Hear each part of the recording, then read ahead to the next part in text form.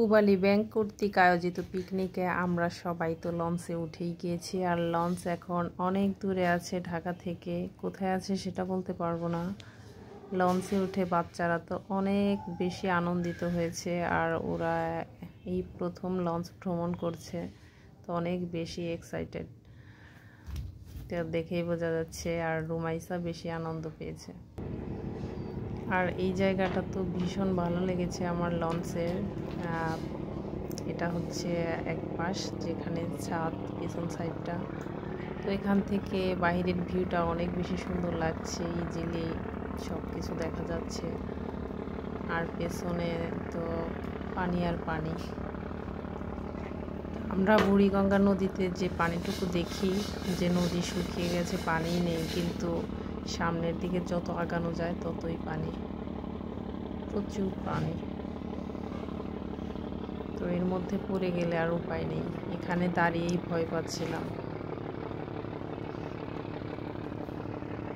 আর এর মধ্যে তো বাচ্চাদের সব সময় চোখে চোখে রাখতেই হচ্ছে, কারণ দুর্ঘটনা কখন ভুলে গিয়ে আসে না, সব সময় সচেতন থাকতে হচ্ছে বাচ্চাদের নিয়ে।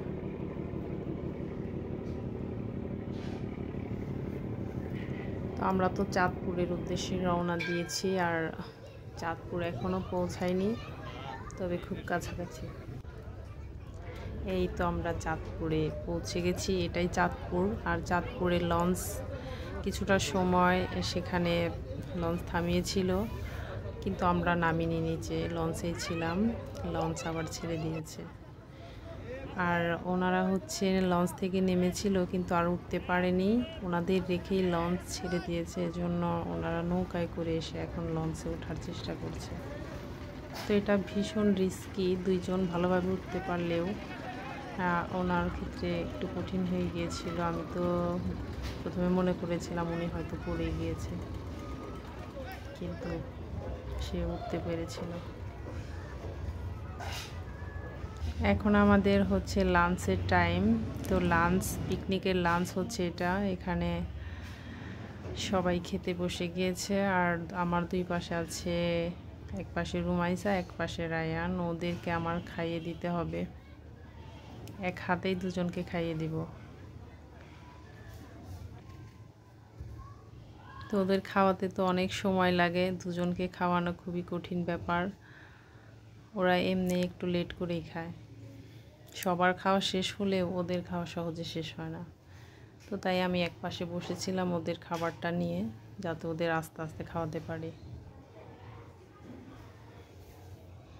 তো খাওয়া দাওয়া শেষে আমরা এখন লঞ্চের, এটা মনে হয় বারান্দা নাকি জানি না, তো এখানে বসেছি। এখানে বসে নদী দেখছি, আর বাতাস ছিল, বাতাসও খাচ্ছি। তোমার কেমন লাগছে বাবু, বলো?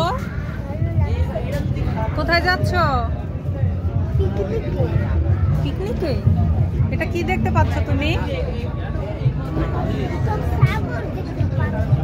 সাগর। রুমাইসা খাবে, ওই যে ওই পাশে গেল। আচ্ছা দিয়ে যাও।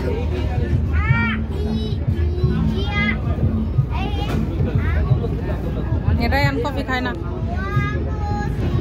একটা মেয়ের সাথে।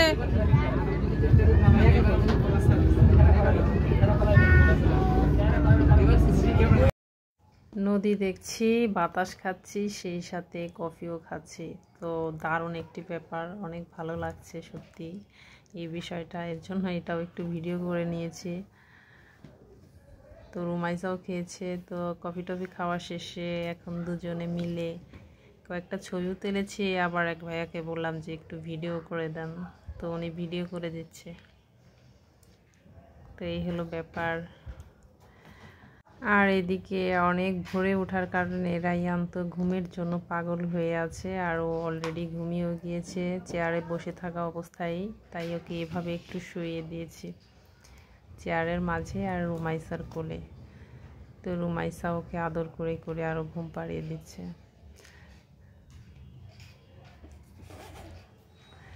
রুমাইসা ঘুম পাড়িয়ে দিতে দিতে আর এখনো নিজেও ঘুমিয়ে গেছে।